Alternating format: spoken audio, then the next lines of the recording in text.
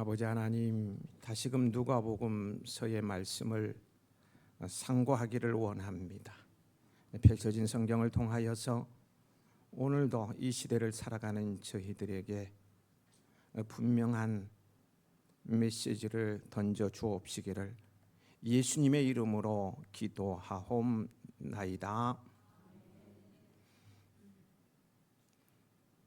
이런 예화를 들어보셨을 것입니다. 미국에서 남북 전쟁이 끝난 후 두 병사가 고향으로 가고 있었습니다. 두 병사는 살아서 고향에 간다는 기쁨에 발걸음을 재촉하다가 언덕 위에 있는 교회를 발견했어요. 한 병사는 교회에 들어가 감사 기도를 드리고 가자고 했고, 한 병사는 교회는 무슨 교회냐 하면서 술이나 마시고 돌아가자고 했습니다. 그리고 두 병사는 자기 식대로 했고 몇십 년이 흘렀어요. 술이나 먹자고 한 병사는 귀향 후 술로 세월을 보내다 알코올 중독자가 되었고 범죄자가 되어 교도소에 들어가고 말았습니다.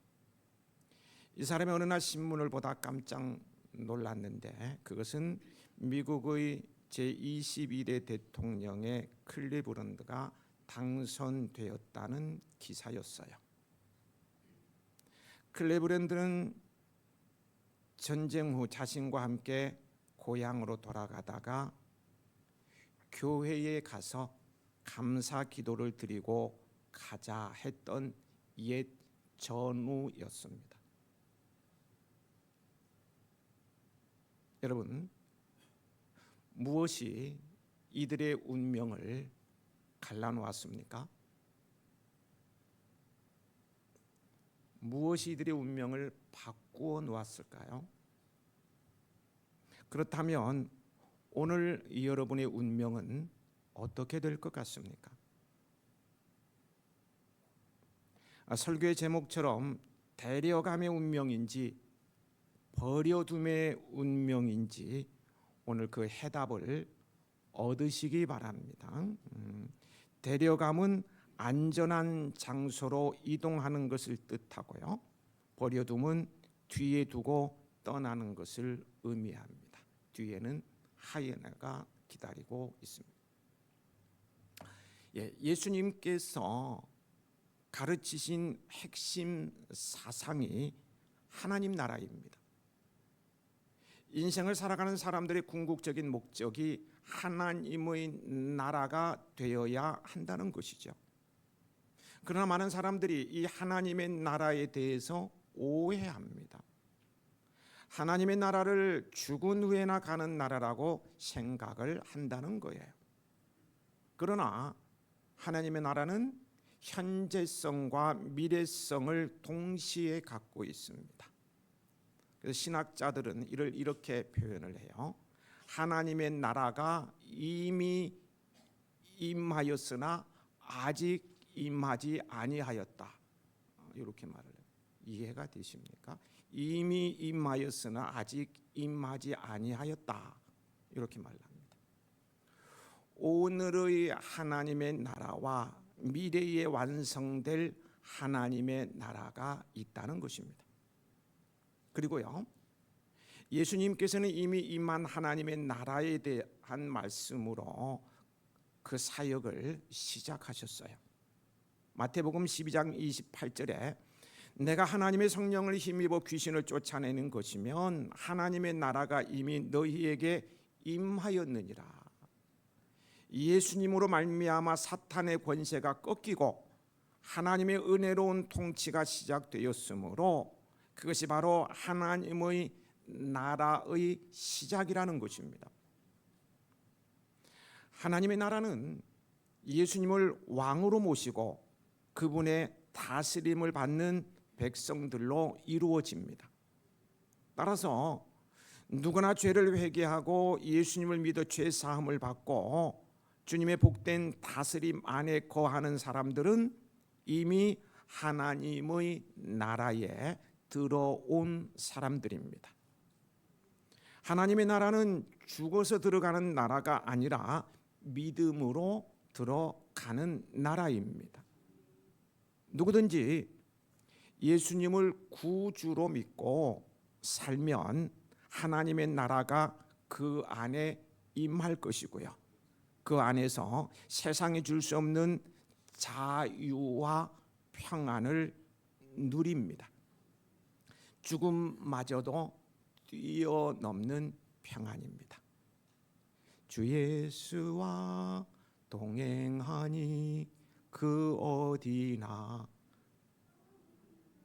하늘나라.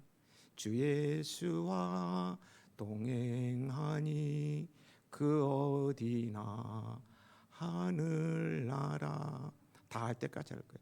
주 예수와 동행하니 그 어디나 하늘나라. 예수님을 모시고 사는, 주님과 동행하는 어디나 하나님의 나라라는 거예요. 하나님의 나라.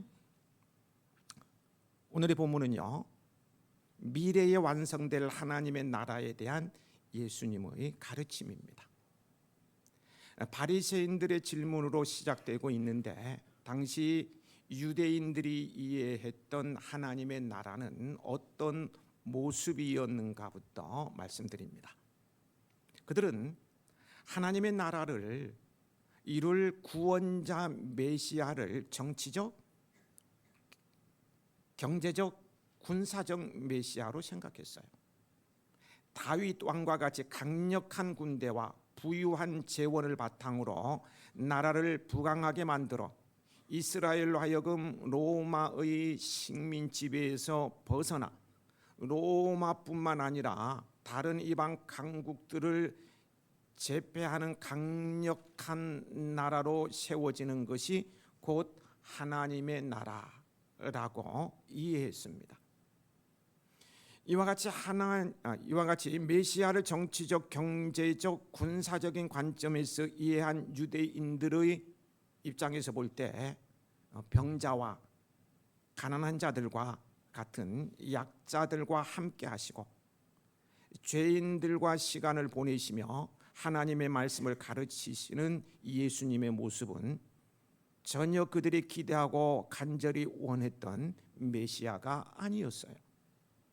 그래서 유대인들은 예수님의 메시아 되심, 그리스도죠, 그리스도 되심을 부인하고 그분의 하나님 나라를 배척했던 것입니다. 하나님의 나라에 대한 이러한 사고를 가지고 있는 바리새인들이 본문 20절에 예수님께 질문했습니다. 뭐라고 질문합니까? 하나님의 나라가 언제 옵니까? 이에 대한 예수님의 대답은 이렇습니다. 하나님의 나라는 눈으로 볼 수 있는 모습으로 오지 않는다. 또한 보라 여기에 있다, 보라 저기에 있다 하고 말할 수도 없다. 하나님의 나라는 너희 안에 있기 때문이다 라고 거기 20절 후반절 21절에 말씀하십니다. 예수님께서는 하나님의 나라가 이스라엘이 로마 제국으로부터 해방되고 강대국이 되는 정치적, 경제적, 군사적인 것이 아님을 분명히 밝히셨어요. 또한 하나님의 나라는 이스라엘의 해방과 같이 특정한 지역에만 국한된 나라도 아니었어요. 예수님께서 하나님의 나라가 거기에 보면은 너희 안에 있느니라고 말씀하시죠. 이 말씀은 하나님의 나라가 질문을 던지는 바리새인들의 마음 속에 있다는 뜻으로 하신 말씀이 아닙니다. 이 말씀을 하시는 예수님께서 지금 바리새인들로 둘러싸여 그 가운데 계셨기 때문에 하신 말씀이고요. 앞에서 말씀드린 대로 우리가 예수님을 나의 구주, 즉 구원자와 주님으로 믿고 우리 마음에 영접하고 주님의 다스림 아래에서 살아가게 될 때 하나님의 나라는 우리 가운데 임한 것입니다. 임한 거야. 그러므로 죽어서 가는 천국만이 하나님의 나라가 아닙니다. 예수님과 함께 이미 임한 하나님의 나라입니다. 따라서 예수님을 구주로 믿고 영접함으로 하나님의 나라가 이미 자기 안에 내 속에 자기 안에 와 있는 사람들만이 장차 예수님의 재림과 함께 임하는 완전한 하나님의 나라를 맞이할 수 있게 되는 거예요. 22절부터는요, 제자들에게 미래에 임할 하나님의 나라에 대해서 가르치십니다. 22절을 같이 읽어보실까요?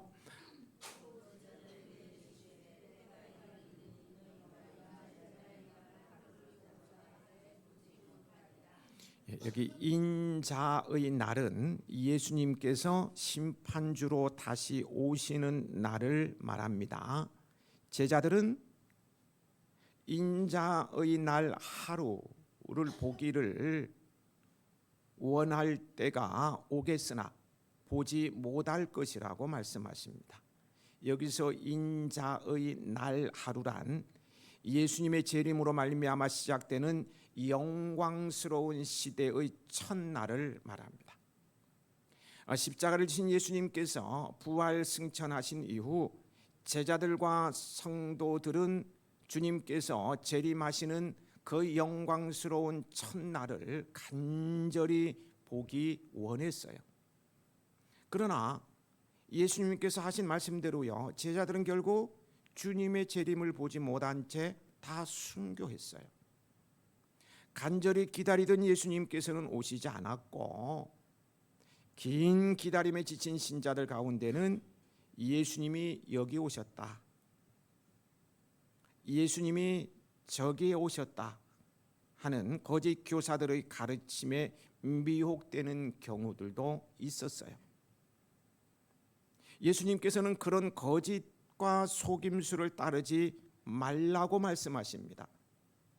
그런 새빨간 거짓말이고 속임수니까 절대 따르지 말라는 거예요. 왜냐하면 예수님의 재림은 온 천하 모든 사람들이 한날 한시에 다 볼 수 있게 오실 것이기 때문입니다. 무덤에서 잠자던 자들도 다 한날 한시에 깨어나게 되어 있어요. 24절입니다. 같이 읽겠습니다.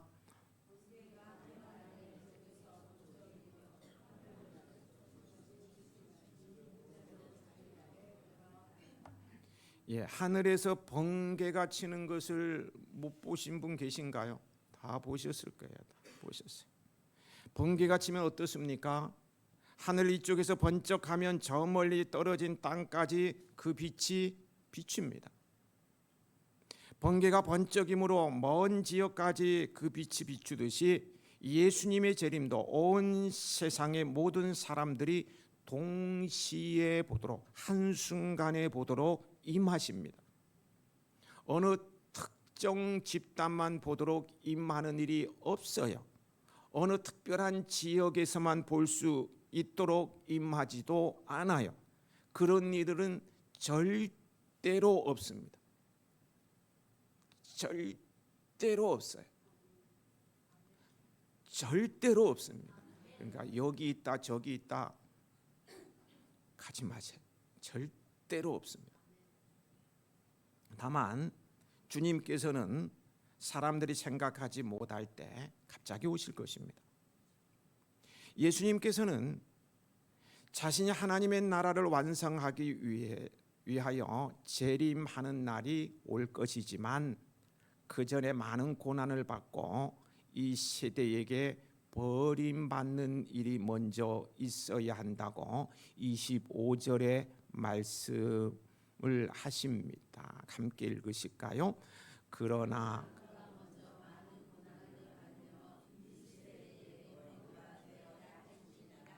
예수님의 승천과 재림이 있기 전에 먼저 십자가 고난과 죽음이 있어야 함을 말씀하고 있는 것입니다. 이어서요, 거기 26절부터 29절까지의 말씀에 보면 인자의 날, 즉 예수님께서 재림하시는 그 날에 둘로 나누어지는 사람의 운명을 나타내 주셔요. 노아의 홍수 때에 갑자기 내리기 시작한 많은 비로 말미암아 온 세상 사람들이 다 죽었습니다. 그러나 방주에 들어간 노아의 가족은 살았어요. 또한 소돔과 고모라 성읍에서 살고 있는 모든 사람들은 갑자기 하늘에서 비와 같이 내린 불과 유황으로 말미암아 다 죽었습니다. 그러나 성읍을 빠져나온 롯과 그의 가족은 살았어요.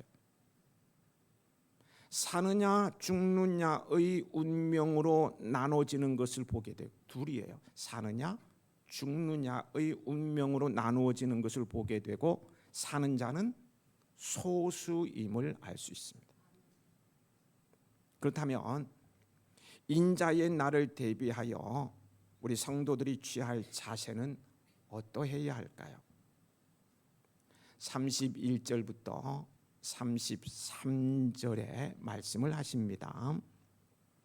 예수님께서는 지붕이나 밭에서 일하는 자들은 집에 있는 뭐와 세간과 집에 대해 미련을 두지 말라고 하셔요. 이것은 한마디로 말하면 세속적인 것에 집착하지 말라는 말씀이에요. 왜냐하면 베드로전서 3장 10절에 주의 날이 도둑같이 오리니 그 날에는 하늘이 큰 소리로 떠나가고 물질이 뜨거운 불에 풀어지고 라고 했듯이 세상의 모든 것이 불에 타 풀어지고 없어지기 때문입니다. 만약 그때에도 세속적인 것에 집착하는 사람이 있다면요, 그는 결단코 구원에 이르지 못할 것입니다. 그래서 예수님께서는요 32절에 뭐라고 말씀하십니까? 함께 읽어보시겠습니다. 뭐라고요?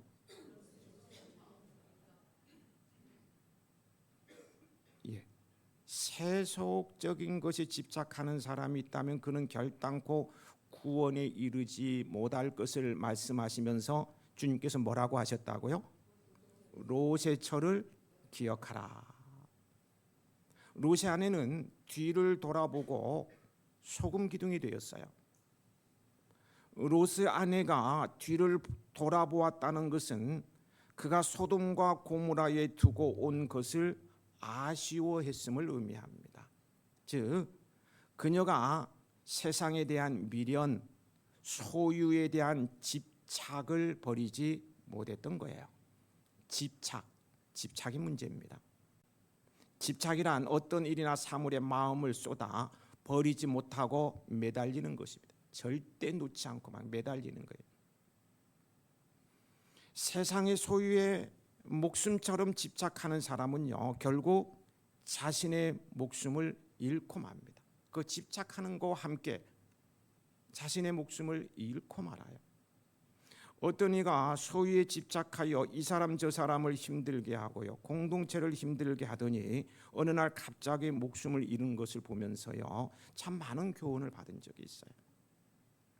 예수님께서는 풀어져 없어질 소유, 그것을 위해서 살지 말고 진정으로 가치 있는 영원한 생명을 위해 살아갈 것을 가르치셨습니다. 34절, 35절은 예수님께서 재림하실 때 공중으로 들려 올라가는 것을 두 글자로 뭐라고 합니까? 휴거라고 하죠. 휴거를 가리키는 말씀이고요. 더 나아가서는 예수님께서 하나님의 나라에 데리고 가는 자와 그렇지 못할 불행한 자들에 대해서 말씀하고 있는 것입니다. 함께 읽어보실까요?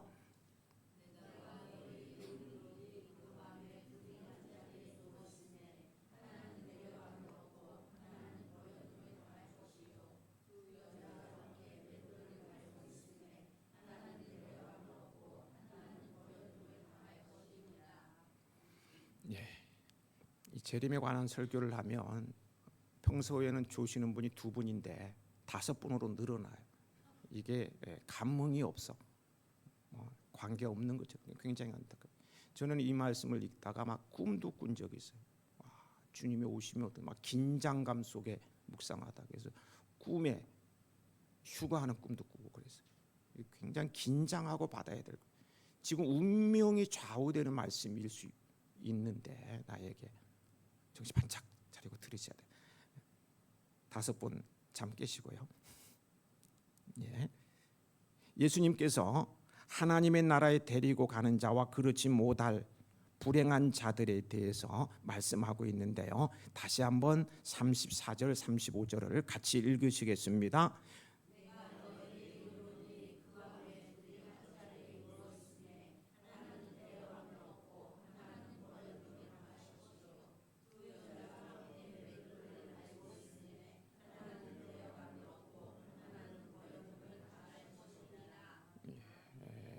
주님께서 재림하시는 날에도 사람들은 평범한 일상을 보내고 있을 것입니다. 밥 먹고 집안 청소하고 직장 가서 일하고 친구들과 카페에 모여서 수다 떨고 골프 치러 가고 낚시하러 가고 교회에 가서 예배드리고 봉사하고 이촌 모임에 참석하고 이런 일 저런 일을 하면서 살고 있을 것입니다. 그런데 그 중에 누구는 데려감을 당하고 누구는 버려둠을 당한다는 거예요.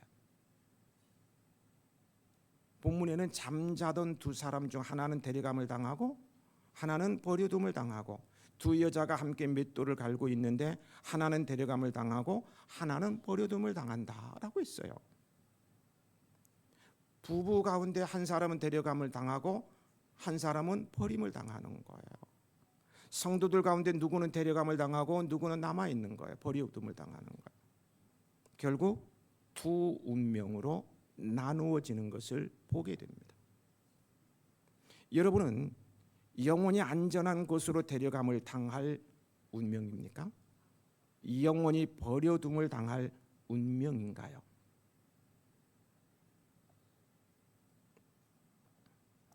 이 세상 마지막 날엔 이 세상 사람이 오직 두 부류로 나눠질 뿐입니다. 부자와 가난한 자도 아닙니다. 힘 있는 자와 힘 없는 자도 아닙니다. 많이 배운 그렇지 못한 자도 아니에요. 장애인과 비장애인도 아니에요. 오직 버림받은 자와 데려감을 입을 자입니다. 다시 말하면 심판을 받을 자와 구원을 얻을 자입니다. 우리 모두가 예수님으로 말미암아 마지막 날에 구원받은 자에 포함되기를 소망하는 것은요, 성도로서 당연한 마음입니다. 당연한 마음이에요. 하나님의 나라를 아직 제대로 이해하지 못한 제자들은 예수님의 말씀을 듣고 물었어요. 우리 가운데도 아직 하나님의 나라를 제대로 이해하지 못하는 분이 계신지 모르겠어요. 제자들이 물었어요. 37절에 주여 어디 오니까? 주님 어디에서 그런 일이 일어나겠습니까? 라는 질문입니다. 예수님께서는 말씀하십니다. 죽음이 있는 곳에는 독수리가 모이느니라. 썩은 고기를 먹는 독수리가 죽음이 있는 곳을 누가 말해주지 않아도 찾아내는 것과 같이 장소에 국한하지 않고 이 세상 모든 사람이 피할 수 없도록 어느 날 갑자기 예수님께서 오실 것이라는 말씀입니다. 여러분 텔레비전 집에 있습니까? TV를 보기 좋아하십니까? TV를 안 보시는지 TV 보시는가요? 저는 TV를 없어서 연속곡 예를 들려니까 연속곡 이런 거 몰라서 예를 못 드는데 하여튼간에 TV가 있어. 3일에 있는 대통령 선거 개표 상황을 지켜보실 것인가요? 어떻게 반응들이 없노? 치킨 시켜놓고 맛있게 뜯어 먹으면서 내가 좋아하는 드라마를 보고 또 스포츠 중계 열심히 보고 있는 어느 날 갑자기 긴급특보라는 문구가 떠오르는 거예요. 아니 긴급특보라니 무슨 일일까? 조금 있다 보니까 그 원인을 조사해 본 결과 긴급특보 이 세상에 많은 사람들이 사라졌음. 긴급특보 같은 거 아니 갑자기 사람들이 많이 사라지다니 이게 뭔가? 근데 조금 있으니까 다시 뜨는 거예요. 그 원인을 조사해 보니 크리스천만 사라졌음. 이거를 보는 분이 우리 가운데는 없으시기 바랍니다. 내가 장로인데, 내가 목사인데, 이게 뭐야? 긴급특보? 크리스찬은 다 없어졌는데 내가 목사인데 남아 있어. 내가 성도인데 남아 있어. 집사인데 그런 일이 없으시기 바랍니다. 정말 불행한 일이죠. 우리는 예수님께서 재림하실 때 주님께서 데리고 가는 사람들이 되어야 하겠습니다. 그것이 우리의 가장 궁극적인 소망입니다. 마지막 날에 예수님께 버림받는다면 우리의 삶이 얼마나 허망하고 또 불행한 것이 저주입니다. 하이에나가 기다리고 있어요. 하이에나 아시죠? 사탄이 기다리고 잡아. 결론적인 질문일 수 있을 것 같습니다. 여러분, 예수님께서 재림하실 때에 데려가는 성도는 어떤 성도일까요? 계속 반복되는 것 같은데요. 확신을 가져야 되니까. 예수님께서 재림하실 때 데려가시는 성도들은 어떤 성도일까요?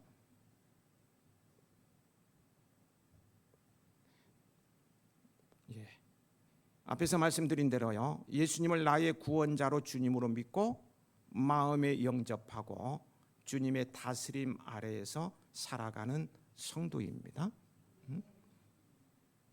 간단하게 말하면요. 예수님을 구주로 믿고 따르는 자를 말합니다. 여러분 여기 속하는가요? 고린도전서 15장 23절에는요. 이를 그리스도께 속한 자라고 말씀하고 있어요. 예수님의 속한 자를 데려가신다는 말씀입니다. 예수님의 속한 자, 예수님께 속한 자를 데려간다고 했는데요. 그렇다면 예수님께 속한 자의 모습은 어떻게 나타날까요? 지식적으로는 알아요. 예수님께 속한 자. 예수님을 구주로 믿고 따르면 예수님께 속한 자야. 나는 예수님을 구주로 믿고 따르니까 예수님이 속한 자다 말할 수가 있어요. 어떤 모습으로 나타나느냐는 거예요. 내가 예수님께 속한 자인 것을 어떻게 드러나느냐는 것입니다. 어떻게 드러나요? 세 가지로 말씀드려볼까요? 첫째, 그리스도의 몸의 지체로서 주님의 손과 발이 되어 충성을 다하는 모습으로 나타납니다. 머리이신 주님의 명령에 순종하여서 충성하는 모습으로 나타난다는 거예요. 지체이기 때문에 다른 충성함. 부르심 앞에 헌신하며 주님의 몸된 교회를 장로로, 권사로, 집사로, 유모 유사로, 교사로, 지게꾼으로, 품격직으로, 찬양대로, 중창단으로, 방송실, 음량으로, 차량 운행으로, 전도자로 빠졌으면 얘기하세요. 꽃꽂이로, 반주로, 임의용 봉사로, 3.18 희망봉사, 안내위원으로, 식당봉사, 이렇게 주님의 몸된 교회를 섬기고 생명을 구하는 일에 우선순위를 두고 충성하는 삶을 삽니다. 이렇게 나타난다는 거예요. 둘째는 세상의 환난과 핍박과 죄의 유혹을 이기고 그 믿음을 지키는 것으로 나타납니다. 예수님께서는요 18장 8절에 인자가 올 때의 세상에서 믿음을 보겠느냐, 이 믿음을 보겠다고 말씀하셨어요. 예수님께서 재림하시기 직전에는 세상의 사탄의 죄와 불의의 권세가 득세하여서 믿는 자들이 큰 고난을 당하게 됩니다. 그러나 마태복음 24장 13절이 이렇게 말씀, 그러나 끝까지 견디는 자는 구원을 얻으리라. 예수님께 속한 성도는 세속에 물들지 않고 어떤 위협과 위기 속에서도 예수님께 대한 믿음을 지켜내는 것으로 나타납니다. 셋째는요, 예수님을 닮습니다. 즉 그 성품이 예수님의 성품으로 성화돼 삶에서 예수님의 향기를 풍기고요, 성령의 열매를 그 인격 속에 맺습니다. 성령의 열매가 뭡니까? 사랑과 희락과 화평과 오래 참음과 자비와 양선 착함, 충성과 온유와 절제. 이것이 인격 속에 나타난다는 거예요. 그러면 이걸 한마디로 뭐면 어떻게? 고품격 그리스도인이 된다는 것이죠. 예수님을 믿는다고 하면서 그 성품이 변하지 않고 육신의 열매만 맺은 사람들은 결코 예수님께 속한 자라고 말할 수 없어요. 반드시 성품의 변화가 일어나는 거예요. 이렇게 예수님께 속한 모습이 나타나고 있다면 예수님께서 재림하시는 인자의 날에 자동으로 공중으로 들림을 받습니다. 언제 올까 걱정할 필요 없어요. 예수님께서 재림하시는 인자의 날에 어떻게 한다고요?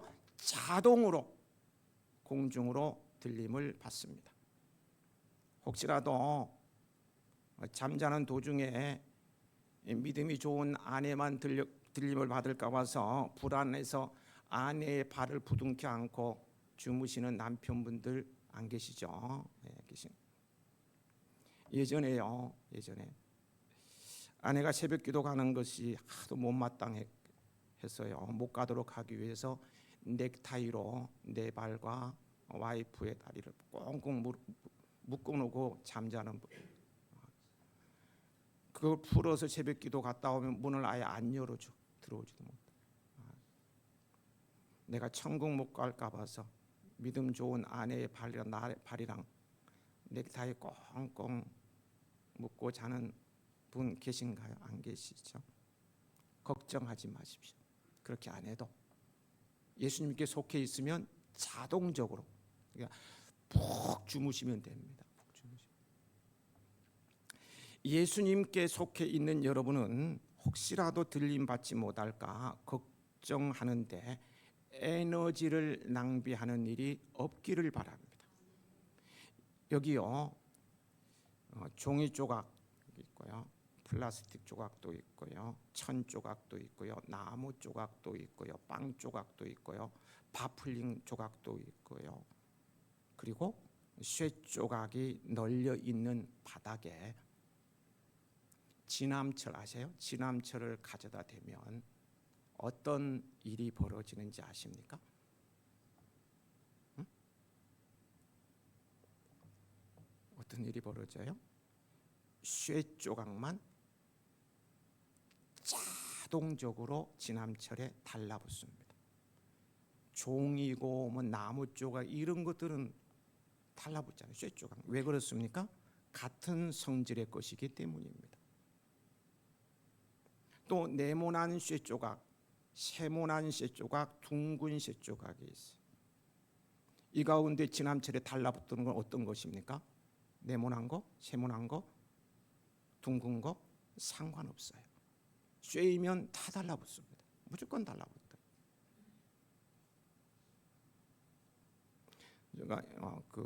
제가요 못이 가득 있는 상자에 진암철을 딱 갖다 대지도 않아서 가까이 가니까 이거 누워 있던 못들이 전부 차렷하고 서더니 쫙 올라와요. 쫙 올라와요. 깜짝 놀랐어요. 누워 있다가 퍼뜩 일어나 가지고 휴거를 하는 거야. 쫙 가다가 지남철에 타다다닥 달라붙더라고요. 그렇습니다.